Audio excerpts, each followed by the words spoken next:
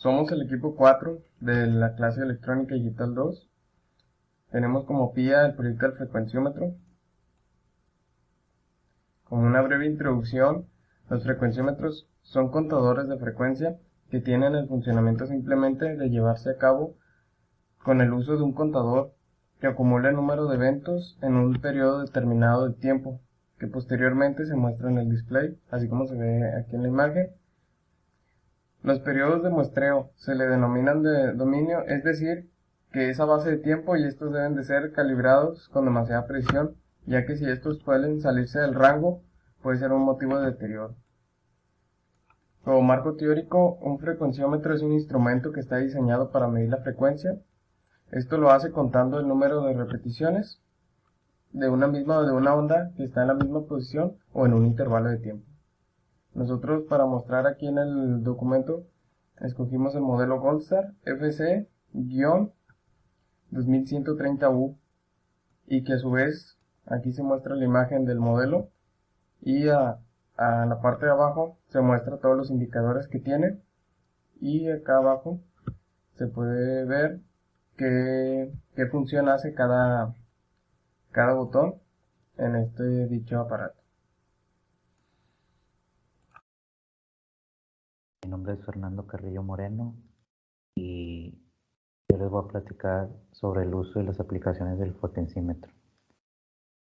Para efectuar la medición de la frecuencia que deseamos, el frecuencímetro debe de colocarse en paralelo sobre los puntos que estamos tratando de efectuar la medida, así como se conectaría un amperímetro, vaya.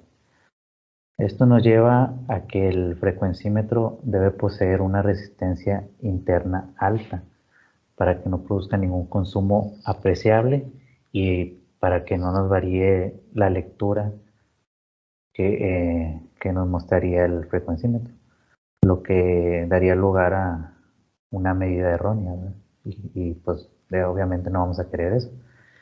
Por ello, en el caso de los instrumentos basados en los efectos electromagnéticos de la corriente eléctrica, estos tienen que estar dotados de bobinas de hilo muy fino y muchas espiras, con lo que produce poca intensidad de la corriente a través del aparato.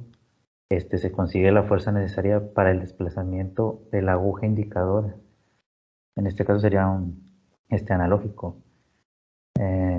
Si el elemento a medir está ya en forma electrónica, todo lo que se requiere es un simple interfaz con el instrumento para saber la medición. Cuando las señales sean más complejas, se tendrá que acondicionar para que la lectura del frecuencímetro sea la correcta, incluyendo en su entrada algún tipo de amplificador, un filtro o un circuito conformado por una señal.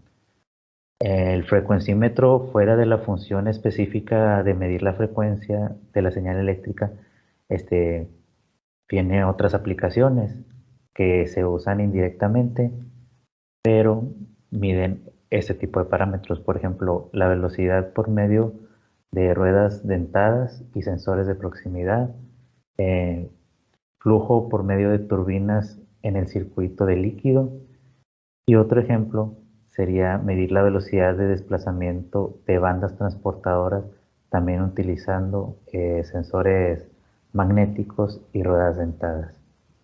A continuación, mi compañero les va a platicar sobre los tipos de frecuenciómetros que hay. Buenas tardes, yo voy a hablar acerca de los tipos de frecuenciómetros, en donde sabemos que existen dos tipos en el mercado, los analógicos y los digitales. Sabemos que, como anteriormente vimos, el campo de utilización de estos es más amplio que la variedad de sus tipos, que en este caso son dos. Vamos a comenzar con el frecuenciómetro digital. Este frecuenciómetro es el más utilizado y tiene unas características excepcionales. Primero, tenemos que saber que un frecuenciómetro sirve para medir la frecuencia.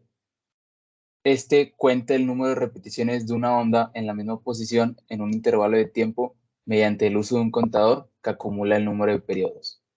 Este frecuenciómetro digital es el más utilizado, ya que presenta valores fáciles de leer, tiene una mayor exactitud y una amplia gama de voltajes auxiliares.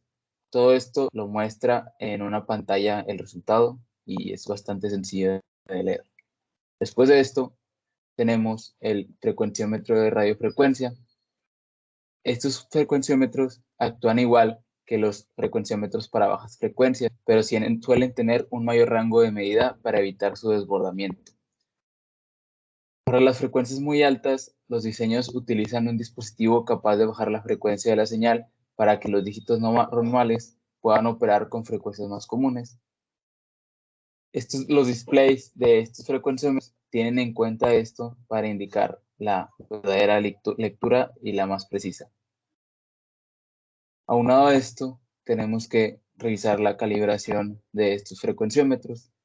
Para realizarla, se tiene que utilizar un preciso generador de señal de baja frecuencia, pero evidentemente no todos contamos con esto, entonces existe una solución alternativa a esta operación.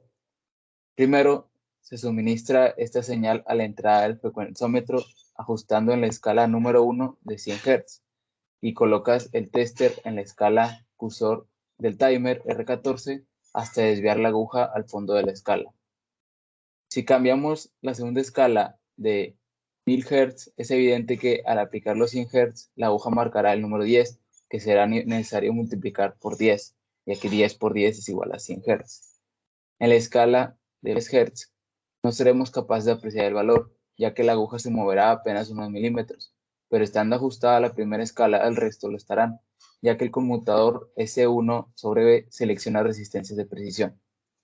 Solamente para la escala de 1 mHz se requiere el ajuste de otro trimmer en serie con la resistencia, ya que con un solo trimmer no podemos ajustar el rango completo de la frecuencia, ya que es una frecuencia muy alta.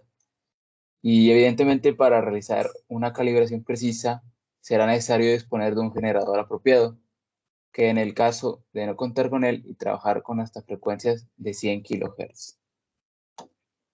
Y esto sería todo por mi parte. Muchas gracias.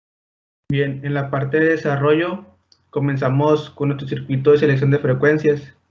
Aquí únicamente lo que tenemos es un selector rotativo de 6 posiciones, que es el que se va a encargar de elegir la frecuencia a probar.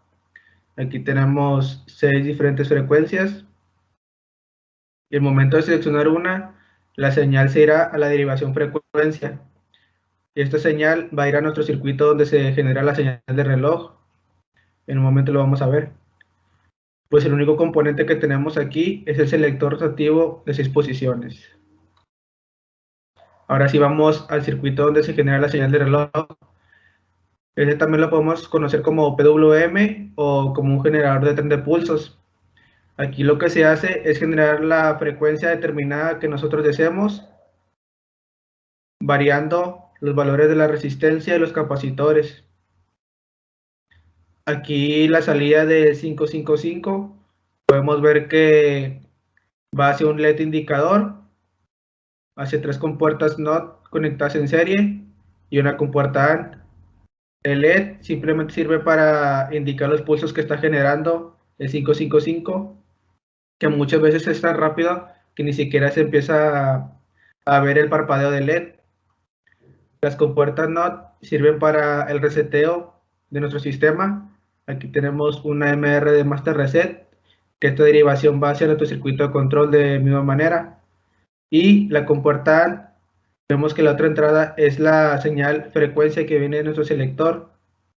Entonces, al momento de que los dos se encuentren en estado alto, va a mandar la señal a nuestro circuito de control.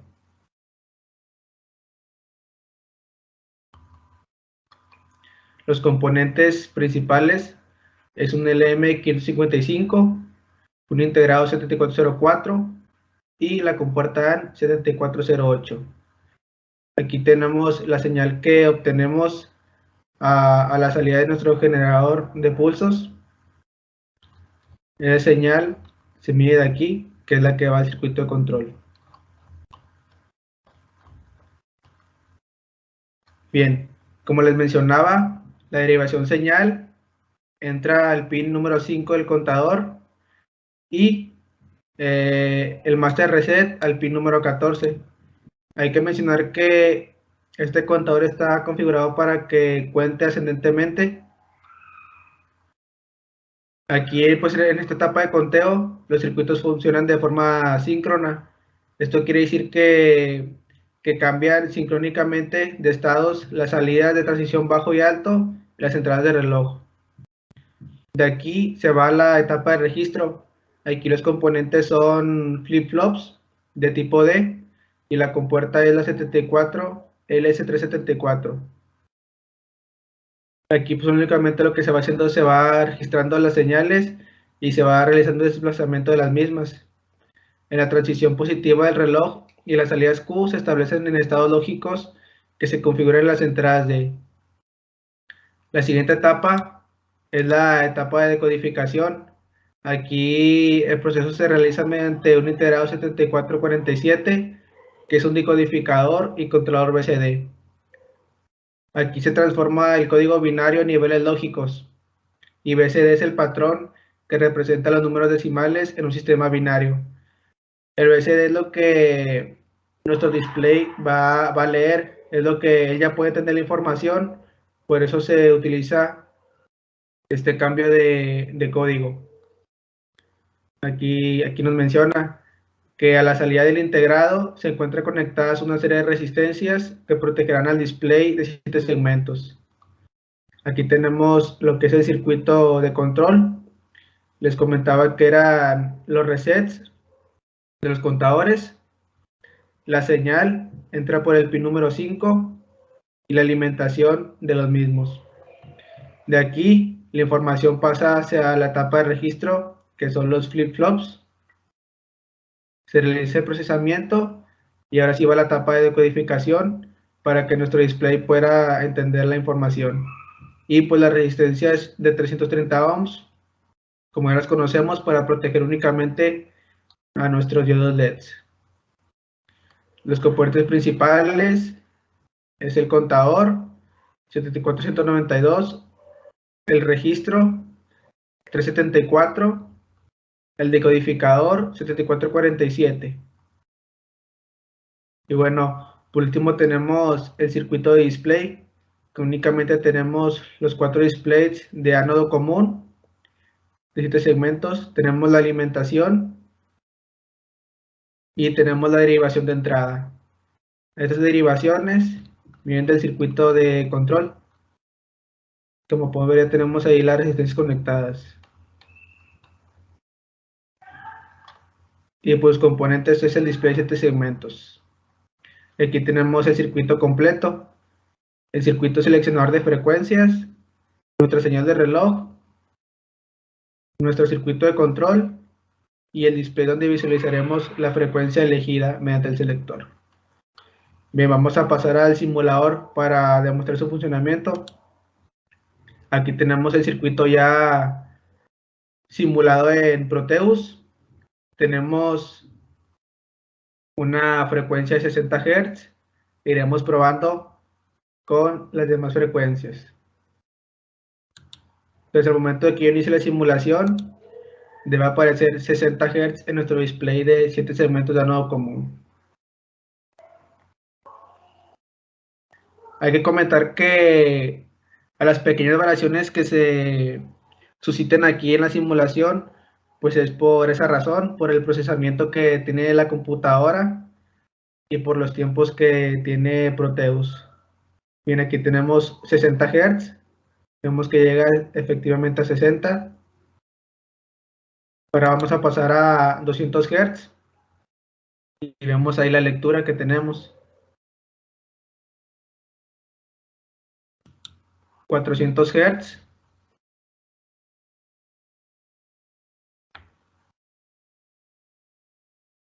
Pasamos a la siguiente frecuencia.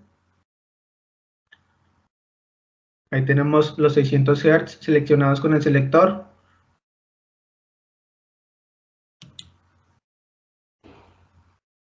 $800. Y la última frecuencia de prueba es 1 kHz. Y ahí tenemos los 1000 Hz. Bien, repasando. Seleccionar de frecuencias.